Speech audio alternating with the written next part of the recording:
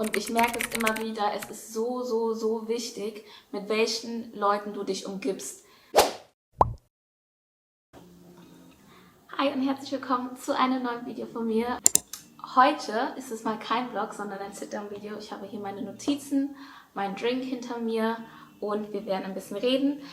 Ich habe in dem ersten Video, meine ich, bin mir aber nicht mehr zu 100% sicher, gesagt, dass ich auf diesem Channel auch Videos hochladen möchte, die mir helfen und hoffentlich dann auch euch helfen, bestimmte Charakterzüge beispielsweise zu entwickeln oder bestimmte Sachen neu zu reflektieren. Ich bin ein Mensch, der sehr gerne reflektiert und ein Mensch, der gerne Neues dazulernt.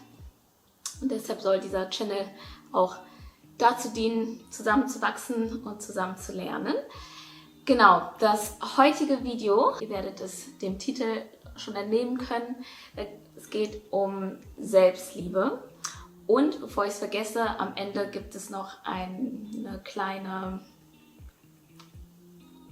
Announcement. Genau, dann starten wir mal. Bevor ich darauf eingehe, welche praktischen Schritte ich selber gemacht habe oder gehe, um mich selbst mehr zu lieben, möchte ich vorher noch definieren, was ich selber als Selbstliebe definiere, weil es schon ein bisschen anders ist, als das man vielleicht gewohnt ist. Weil heutzutage gibt es Date Yourself und all that und die Sachen werden auch vorkommen, aber das ist nicht das, was ich als Hauptding sehe. Self-Love ist für mich nicht egoistisch sein. Als Selbstliebe bedeutet für mich nicht, dass ich mich so sehr liebe, dass ich andere vernachlässige oder andere schlecht behandle oder mich als was Besseres sehe. Selbstliebe ist für mich auch nicht zu wissen, dass ich bestimmte Fehler gemacht habe und diese einfach zu ignorieren oder die einfach weiterzumachen. Und Selbstliebe ist für mich auch nicht ein Weg, selbstsüchtig zu sein und nur seine Bedürfnisse oder seine Wünsche ausleben zu können, wie gesagt, und dabei andere zu vernachlässigen. Selbstliebe für mich ist, seinen eigenen Wert zu kennen, zu wissen, wer man ist, zu wissen, welche Fehler man hat und an diesen zu arbeiten, die also nicht zu ignorieren und auch darauf zu achten, dass man da, wo man vielleicht eine Lücke in sich fühlt, diese nicht mit toxischen Sachen oder mit schlechten Sachen zu füllen. Und sich selbst zu lieben ist wichtig, weil wenn du dich selbst nicht liebst, kannst du auch andere nicht lieben. Meine Kamera ist gerade ausgegangen. Weil ich kein Akku mehr hatte. Ich dachte, ich schaffe es noch. Okay, dann gehen wir mal in die Punkte. Ich habe 3 Hauptpunkte und die breche ich dann etwas runter. Der erste Punkt ist, verbringe Zeit mit dir selbst und mit deinen Gedanken.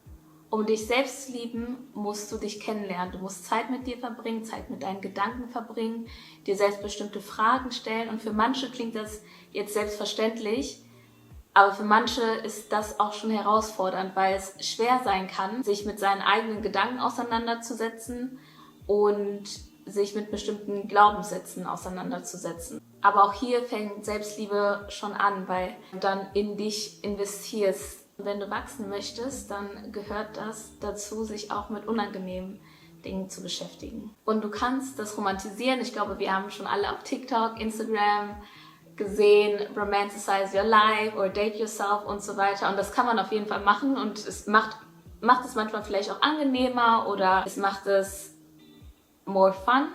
Man kann es aber auch ganz klassisch einfach zu Hause in seinen eigenen 4 Wänden machen. Also mach es so, wie es für dich am besten passt und wo du dich am besten mit deinen Gedanken auseinandersetzen kannst und mit den Fragen, die du dir selber stellen kannst. Es ist egal, ob es in einem Café ist, es ist egal, ob du alleine in ein Restaurant gehst oder alleine zum Sport gehst, spazieren gehst, wie auch immer. Wichtig ist, dass du dir wirklich die Zeit nimmst, dich beispielsweise zu fragen, was sind Dinge, die du an dir liebst? Welche Eigenschaften schätzt du selber an dir? Welche Gedanken hast du über dich?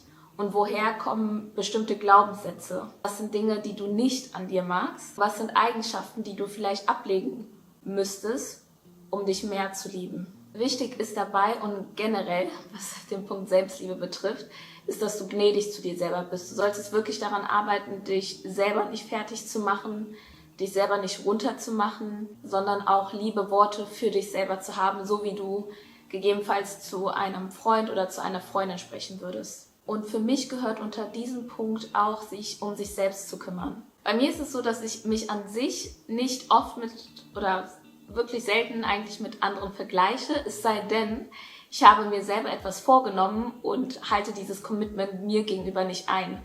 Heißt, ganz konkret an einem Beispiel, wenn ich sage, ich möchte jetzt mehr Sport machen und gleichzeitig sitze ich aber nur auf der Couch und gehe dann auf Social Media und sehe dann andere, die die ganze Zeit Sport machen oder öfter Sport machen, erst dann merke ich, dass ich Gedanken bekomme, die nicht gut für mich sind.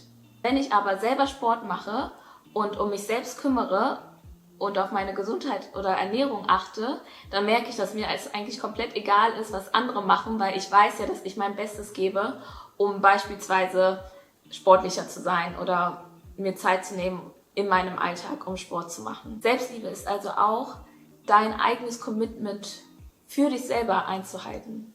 Zweitens, verbringe Zeit mit den richtigen Leuten und mit den richtigen Dingen. Was meine ich damit? Konkret die Frage, mit welchen Dingen füllst du dich und mit welchen Leuten umgibst du dich? Beides wird dich so stark beeinflussen, egal ob du es willst oder nicht. Wenn ich mich selber nur die ganze Zeit mit Blödsinn fülle, werde ich früher oder später Blödsinn über mich selber denken oder Blödsinn machen. Wenn ich mich nur mit Leuten umgebe, die Blödsinn machen, werde ich früher oder später auch diesen Blödsinn machen, ob ich will oder nicht. Und ich merke es immer wieder, es ist so wichtig, mit welchen Leuten du dich umgibst. Und da speziell, also klar kann man nicht alles beeinflussen, oder doch, man kann es theoretisch beeinflussen, aber ich bin so dankbar, dass in meinem Leben meine engsten Personen immer Personen waren, die einfach tolle Menschen waren oder tolle Menschen sind. Noch jetzt konkret habe ich Menschen um mich herum, die mich inspirieren, die die gleichen Werte und gleiche Ziele haben. Und das führt erstens dazu, dass ich von ihnen lernen kann. Und zweitens ist es insbesondere jetzt bei den Menschen jetzt um mich herum, dass sie so viel leben und so viel weise Worte und ermutigende Worte in mich hineinsprechen, auch wenn ich dann manchmal Phasen habe, wo ich mich nicht so gut fühle. Was du auch machen kannst und was ich auch schon öfter gemacht habe, ist tatsächlich Leuten, denen du vertraust, die Frage zu stellen, was mögen die eigentlich an dir oder was schätzen sie an dir? Und wenn dir das unangenehm ist, kannst du das einfach im Rahmen von deinem Geburtstag oder so machen, dass du sagst, hey, statt mir große Geschenke zu machen, schreibt mir doch eine Karte, in der ihr wertschätzende Dinge über mich schreibt. Oder wie gesagt, frag einfach ganz direkt. Menschen sind aber wichtig in diesem ganzen Self-Love-Prozess. Deshalb ist es auch wichtig, dich nicht zu isolieren. Weil wenn du anfängst, dich isolieren, kann das auch ganz schnell in eine andere Richtung laufen. Erstens kannst du dann nur mit deinen eigenen Gedanken die ganze Zeit beschäftigt sein. Und zweitens kannst du in eine Spirale kommen, wo du dich einfach die ganze Zeit selber nur fertig machst oder ja auch andere Leute einfach nicht in dich hineinsprechen lässt. Und gleichzeitig, wenn du merkst, dass deine engsten Freunde, die du als engste Person bezeichnest, nur Schlechtes über dich sagen oder dich fertig machen in irgendeiner Art und Weise, dann solltest du entweder klare Grenzen zu denen setzen und denen klar sagen, okay, stop saying that, oder wenn es sich nicht bessert, dich liebevoll zu distanzieren. Denn meine Erfahrung ist, dass das eigentlich immer nur dazu führt, dass du in deinem Self-Love-Prozess nicht weiterkommst. Denn es gehört zur Selbstliebe auch dazu, Grenzen zu setzen, wie Leute mit dir umgehen und wie sie mit dir reden. Und der dritte Punkt, der mir ungelogen am meisten was gebracht hat, ist, verbringe Zeit mit Gott. Ich versuche auf allen meinen Plattformen eigentlich so authentisch zu sein, wie es geht und würde Dinge nicht sagen, nur weil sie sich gut anhören. Also wenn ich sage, dass dieser Punkt mir am meisten was gebracht hat, dann meine ich das auch wirklich so. Und by the way, ich bin erst seit 6 oder 7 Jahren Christ. Ich weiß also noch, wie ich mich gefühlt habe und welche Gedanken ich über mich hatte, als ich Gott noch nicht so in mein Leben gelassen habe, wie ich das in den letzten Jahren getan habe. Ich habe gemerkt und erfahren, dass wenn ich verstehe, dass Gott mich liebt, es dazu führen wird, dass ich mich selbst mehr liebe. Wenn du Gottes Liebe verstehst und wenn du Gott liebst, dann wirst du dich mehr lieben. Und das habe ich selber erlebt und selber erfahren. Schau dir einfach an, was Gott über dich sagt. Nimm dir die Bibel zur Hand oder Google oder ich packe vielleicht auch mal einen Link in die Beschreibung unten. Es gibt aber so viel im Internet auch, wo du sehen kannst, was Gott über dich sagt. Ich liebe es, die Bibel zu lesen, weil ich dann mehr und mehr verstehe, wie er mich durch seine Augen sieht. Er hat dich erschaffen und er liebt seine Schöpfung. Und er hat dich aus einem bestimmten Grund erschaffen. Er hat seinen eigenen Sohn für dich gegeben und zeigt dir alleine damit, wie wertvoll du bist. Und es ist eigentlich fast egal, in welchem Buch ich bin, was ich genau lese. Überall erfährt man eigentlich was über Gott oder über Jesus oder erfährt, wie Gott einen sieht. Und manchmal sitze ich wirklich da und denke, really? Das denkst du von mir? Okay. Nein, aber wirklich, manchmal denke ich wirklich so, boah, really? Wow. Ja, es ist echt schön einfach. Do you think I'm cute? Yes or no? Yes? Und wenn du jetzt Christ sein solltest und dir das Video anschaust und du noch nicht an den Punkt gekommen bist, dass du sagst, okay, ich liebe mich wirklich selbst. Erstens, es ist ein Prozess. Remember what I said before. Be kind to yourself. Und lese die Bibel mal wirklich so, dass du guckst, wer Gott ist, was er als Liebe definiert, wie er liebt und wie er dich liebt. Und wenn jetzt irgendjemand noch Gedanken hat von wegen, ist es eigentlich okay, mich selbst zu lieben? Ja, es ist okay. Und dann möchte ich kurz Verse aus der Bibel lesen. Und ich lese aus Matthäus 22, ab Vers 37. Jesus sprach zu ihm, du sollst den Herrn, deinen Gott, lieben, mit deinem ganzen Herzen und mit deiner ganzen Seele und mit deinem ganzen Denken. Das ist das erste und größte Gebot.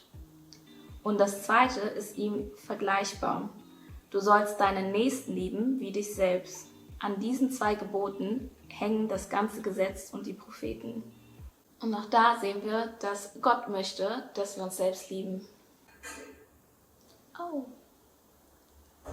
Alisa, genau, perfekt. Zu meinem Announcement. Willst du mit in das Video? Hallo YouTube.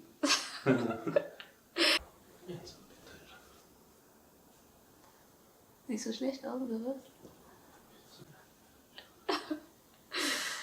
Du siehst trotzdem gut aus. Merci. Du siehst besser aus.